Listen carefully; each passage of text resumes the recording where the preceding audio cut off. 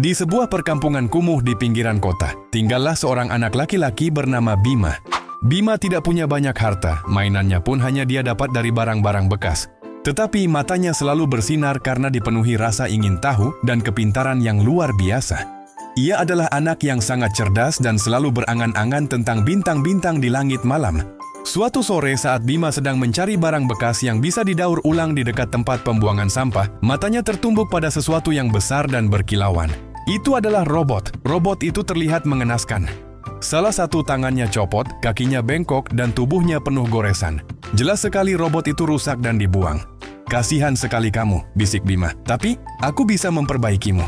Dengan sekuat tenaga, Bima memanggul robot yang berat itu dan membawanya pulang ke gubuk kecilnya. Di gubuknya, Bima mulai bekerja. Ia menggunakan semua pengetahuannya tentang mesin dan listrik. Dengan tangkas, ia menyolder kabel-kabel yang putus, meluruskan kembali kaki yang bengkok, dan memasang kembali tangan robot dengan mur dan baut bekas yang ia kumpulkan. Malam berganti malam, Bima tak kenal lelah.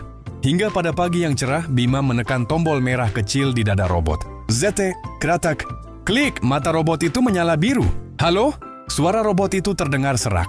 Bima melonjak kegirangan. "Kamu hidup. Aku berhasil." "Terima kasih Tuan Muda," kata robot itu. "Siapa namamu?" "Namaku Bima. Karena aku yang menemukan dan memperbaikimu, aku akan memanggilmu Robi." Sejak hari itu, Bima dan Robi menjadi sahabat yang sangat baik. Mereka selalu bersama berjalan menyusuri tumpukan sampah.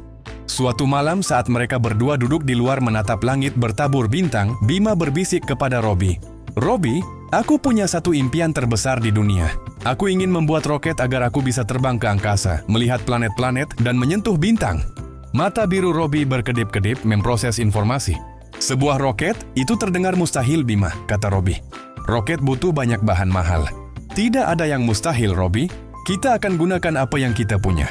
Kita bisa memanfaatkan barang-barang bekas," seru Bima penuh semangat. Robi tersenyum, senyum pertama robot. "Baiklah Bima, aku akan membantumu. Dengan otak cerdasmu dan tenagaku, kita pasti bisa."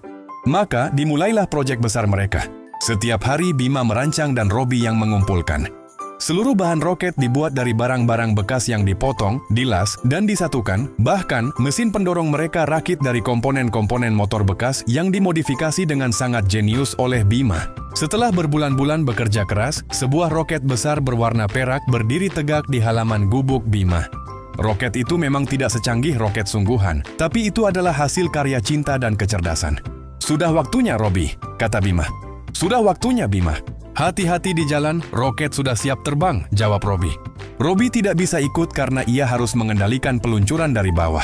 Bima masuk ke dalam kabin, mengenakan helm buatannya dan memegang kendali.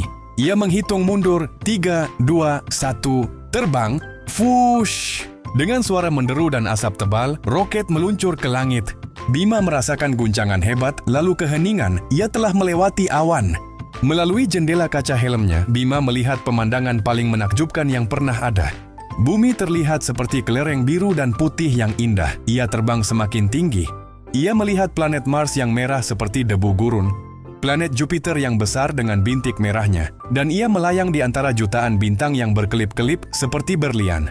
Bima tersenyum lebar. Ia, si anak yang tak punya, telah mewujudkan impiannya berkat kecerdasan dan bantuan sahabat robotnya. Ia tahu, bahkan tanpa harta, asalkan punya akal dan sahabat setia, tidak ada impian yang terlalu tinggi untuk diraih. Setelah mengitari angkasa dan menyimpan kenangan indah, Bima menekan tombol pendaratan dan kembali ke bumi, disambut pelukan hangat oleh Robi, robot sahabatnya.